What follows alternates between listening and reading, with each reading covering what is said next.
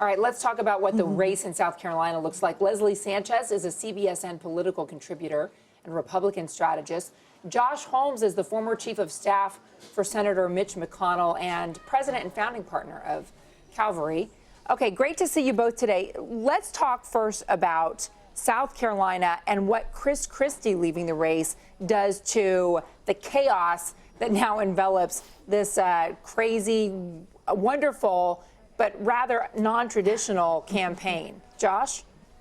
Yeah, well, you know, they got a little bit of consolidation now that they were looking for, I guess, with Chris Christie leaving the race or supposedly leaving the race today after New Hampshire.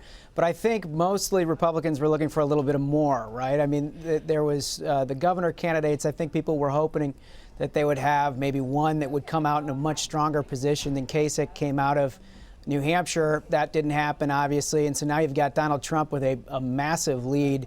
Both in terms of delegates, now in terms of the span that he's got in New Hampshire and going into South Carolina. I mean, look at the polling that he's got down there. It's even wider than it was going into the New Hampshire primary. Okay, but here's the thing with polling. We don't have the most recent polls that might show how things are breaking down post-Iowa and post-New Hampshire. The most recent South Carolina polls that we have were before the Iowa caucuses. So just keeping that in consideration. But you mentioned the delegate count. Donald Trump has 17. Next comes in Ted Cruz with 10. Now, this is interesting. When we're talking about Chris Christie leaving the race, yeah, that's true, except that now you have John Kasich coming in with third with delegate count, number 7. So it's strengthened him. It's strengthened Jeb Bush, who has 3 delegates. 7. Rubio has 7. John Kasich has 4. There's the breakdown now. And this is the most recent average of polls from Real Clear Politics. And yes, Donald Trump heading into South Carolina with the lead.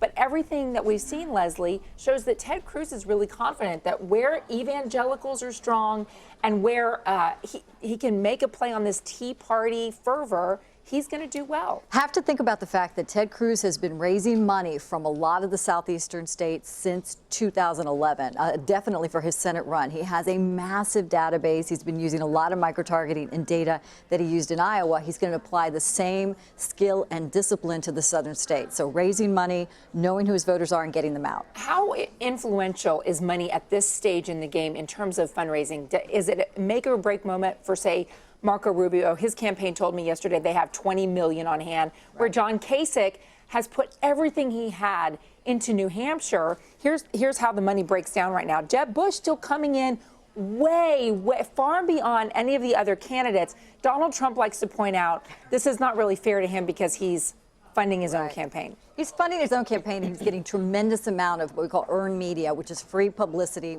Good or bad, it has his name spelled correctly, and he's really benefiting from all of that. The way I say in politics, we can't pay, you're not going to play. The difference with somebody like John Kasich is notoriously New Hampshire is really a bump that opens the coffers and the money. So the donors are moving around right now. Is John Kasich the one to get behind? So you've got Jeb Bush's donors who are staying put, probably Marco Rubio's who are wondering, and certainly now Chris Christie's who are free to look elsewhere.